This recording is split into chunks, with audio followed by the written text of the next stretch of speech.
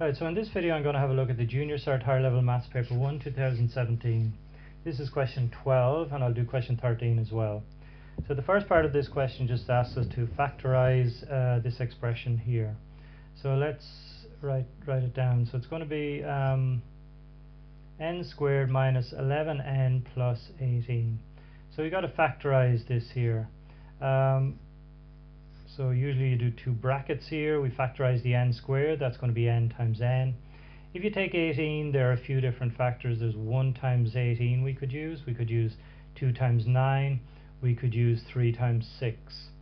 But the thing about this is the coefficient of this n squared is 1. So really all we got to do is find the two numbers that will give us an 11. Well, you can't make an 11 out of 18 and 1 by adding or subtracting. You'll either get 19 or you'll get 17. So this is not going to work. 3 and 6 you can get 9 or 3, so we can't use this one. However, 9 and 2 will give us an 11 by adding them. So let's just put in the 9 and 2 here. Now we want to multiply 9 by 2 to give us plus 18. So that means the two signs here have to be the same. They're both minus or they're both plus. So which are they? So we have a minus 11 here, so they're both going to be minus here.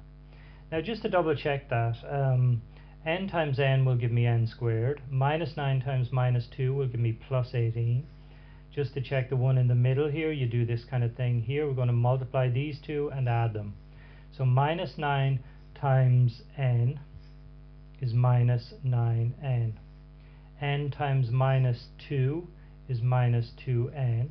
If we add them, we get minus 11n. So this number in the middle here is a minus 11n, so this is correct. Okay, next one then. We have to factorize this group of 4 here. So we have wy, we have a minus y, we have a minus 1, and we have a plus w. So the way you do this is you use common factors, but you take these in pairs first and then use common factors. So take these two here.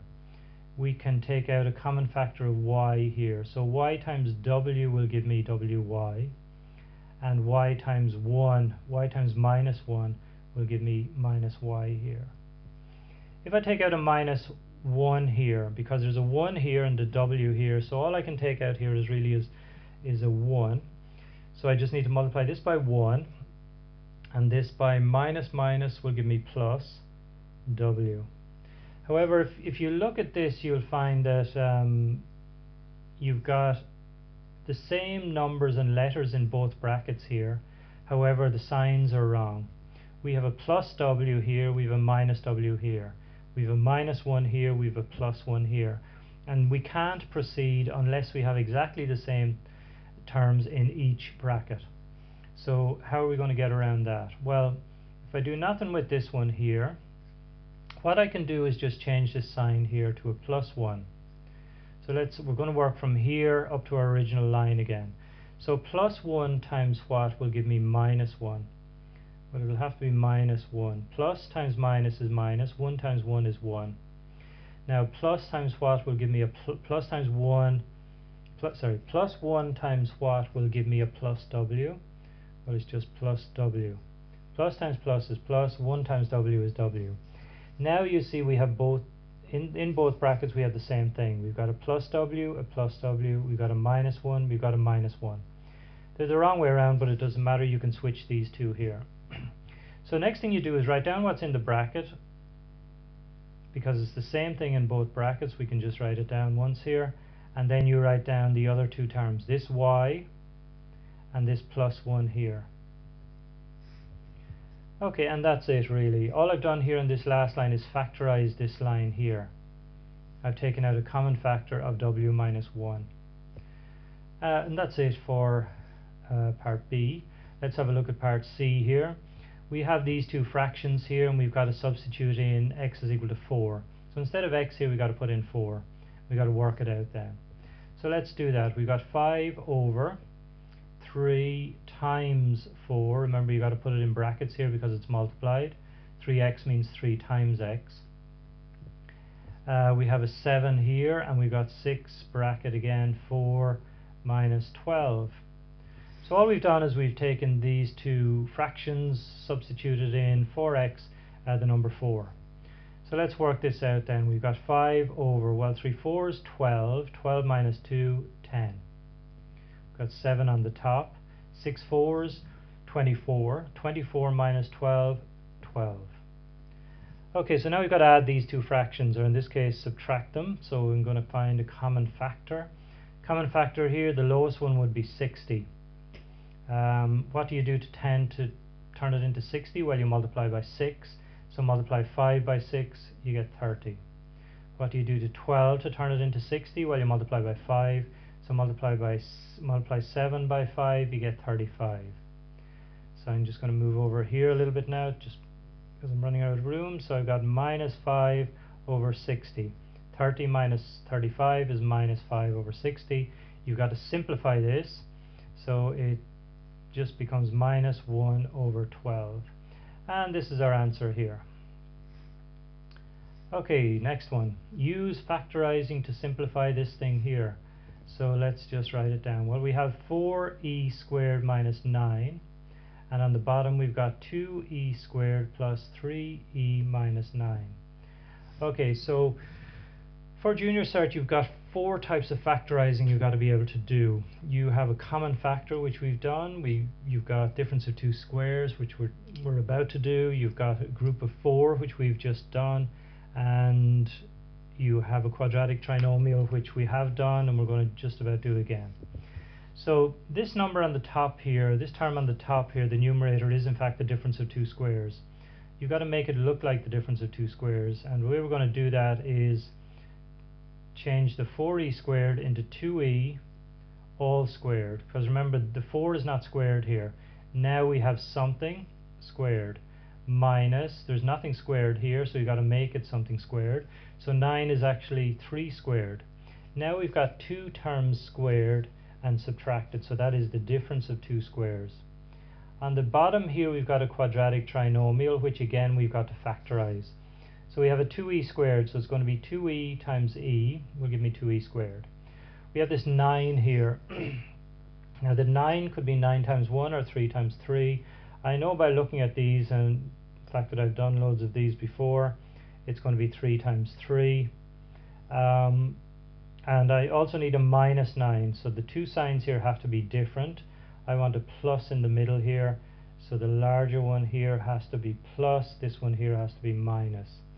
Now really I would strongly suggest that you practice all 4 types of factorizing, particularly the quadratic trinomial one. It seems to be the one that requires a bit more practice than the others. But if you do practice it, you can do these very quickly. Now just to check this on the bottom here, 2e times e is 2e squared, minus 3 times plus 3, minus 9. Now let's just check this one in the middle here, so I'm going to do this again. So if I take minus 3 times e is minus 3e, plus 2e times plus 3 plus 6e. Add these two together, you get plus 3e. This is a plus 3e in the middle, so that's fine. Okay, so let's continue on then. On the top here we have the difference of two squares, which we've still got to factorize. So if you factorize the difference of two squares on the top, it's 2e plus 3 times 2e minus 3. On the bottom here we've got 2e minus 3, and we've got e plus 3. So you can see these brackets here are multiplied on the top and the bottom, so we can divide them as well. So this 2e minus 3 will divide by this 2e minus 3 to give us 1. So what we're left with is 2e plus 3 over e plus 3. And that's it. That's simplified as much as possible at this stage. Okay, let's move on to the last part of this question. Now here we have a rectangle, and we have two sides of the rectangle and the area. Now one of the sides of the triangle is x minus 3. The other side is ax squared plus bx plus c, and we have to find out what a, b and c are. So the way we're going to do this is, if you take for example this rectangle here, and let's say this is 3 meters, and we don't know what this is, let's say x meters, but we do know the area is 12 meters squared. Well, we know that multiplying 3 by x will give me 12. So 3 times x will give me 12. That means x will be 12 divided by 3. So if you divide 12 by 3, you'll get this number here. So that's exactly what we're going to do. We're going to take the area and divide it by this. That will give me this side here. So let's do that. So we have 2x cubed minus 13x squared plus 25x minus 12. What we're going to do is we're going to divide by x minus 3.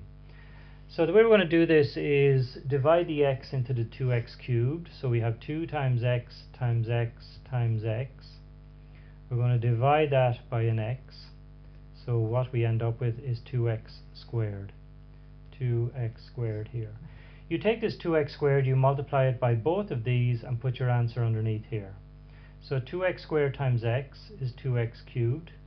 2x squared times minus 3, plus times minus is minus, 2 3's 6x squared. Remember, in these questions you make sure all the cubes are underneath each other, and all the squares are underneath each other, all the x's are underneath each other, and numbers are underneath each other. So next step is to subtract.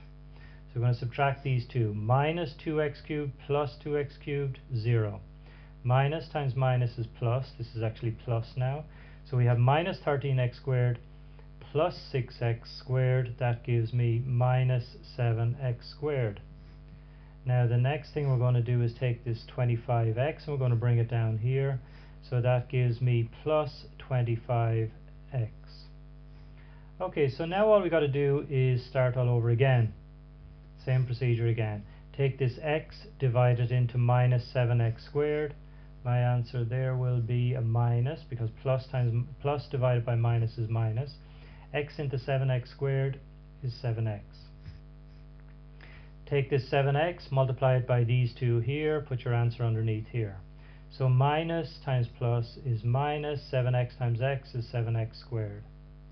Minus times minus is plus, 7x times 3, 21x.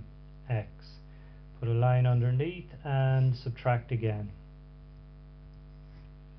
Okay, so minus times minus is plus. Plus 7x squared minus 7x squared is 0. Minus times plus is minus. So we have plus 25x minus 21x. That gives me a plus 4x here. So now we're going to take this 12, or this minus 12, and bring it down here. So now we have minus 12 down here. We start all over again. So x into 4x, x into 4x is just plus 4. Plus 4, yeah. So plus 4 times these two, put your answer underneath here. So plus 4 times x is plus 4x. Plus times minus, minus 3 times 4, 12. Subtract again, and you should at this stage get 0. And you'll see we do. That's minus minus is plus, so we do get 0 here and 0 here. Okay, so the question was find out what a, b, and c are. Well, we divided this number into this number here, and we got this number here. And you can see that it does look like this. In front of the x squared we have an a. In front of our x squared we have a 2, so a is 2. In front of the x we have a b. In front of the x here we have a minus 7, so b is minus 7. The c here is plus 4. So there are answers here. I'll just write them over here. So our answers then: a is equal to 2, b is equal to minus 7, and c is equal to plus 4. And that's it for question 12. Okay, so let's have a look at question 13. Now question 13 involves drawing 3 graphs. So this is the first one. I've started it here. We have to draw each of these functions in the domain minus 2 to plus 2. So the first one here is a straight line. It's a linear graph. So I'm only going to do 3 points. So I've written down an x column, the function column, and the y column, and here I'm going to write in the points. So this is my x here, minus 2. So put minus 2 into the function. Minus 2 minus 1 is minus 3. So the first point is minus 2 minus 3. Second one, put a 0 into this function, so that's 0 minus 1, which is just minus 1. So this point is 0 minus 1. Third one, put a 2 in here, so it's 2 minus 1, which is just 1. So the third point is the x is 2, the y is 1. Plot these 3 points. So let's see, the first one is minus 2 minus 3, so that's going to be here. Second one is 0 minus 1, which is going to be here. And the third one is 2, 1, which is here. Join them up. Okay, so you use a ruler, do it a little bit more accurately here, but I'm trying to do it freehand here, so you should be able to do it a little bit more accurately. Okay, next one then is a quadratic graph. The quadratic graph is 2 minus x squared, so it's going to be inverted, so it's going to look like this. It's a parabola, and it's going to look something like this. So let's do the same thing again. We're going to have an x. Let's do it in black here, I think. So we're going to have an x. We're going to have our function, which is 2 minus x squared. We're going to find our y, and then we're going to plot our points here, write down our points. So this is going to be our table here. Now we're going to need a few more points this time because it's a curve rather than a straight line. So our points, our x values are minus 2, minus 1, 0, 1, and 2. So let's put minus 2 into this function first. So it's going to be 2 minus 2. Make sure you put it in brackets because we're squaring the minus as well. So let's see, this minus 2 is squared. So if you square a minus 2, you get 4. 2 minus 4 minus 2. So our first point is minus 2 minus 2. Next point is going to be 2 minus, and that's going to be minus 1 squared. So minus 1 squared is 1. 2 minus 1 is just 1. So our second point is minus 1, 1. Third one, let's put a 0 in here. So it's going to be 2 minus 0 squared this time. So that's just going to be 2. So our third point is going to be 0, 2. Next point, let's put in a 1. So it's going to be 1 squared. 1 squared is 1. So 2 minus 1 is 1. So here we end up with, we end up with 1, 1. And the last one then is going to be 2 minus, and then the 2 squared. So 2 squared is 4. So 2 minus 4 is minus 2. So this point gives us 2 minus 2. Okay, so let's plot all these points then. First one, minus 2 is here. So let's plot it here. Minus 1, 1 is going to be here. 0, 2 here. 1, 1 is going to be here. And 2 minus 2 is going to be back down here again.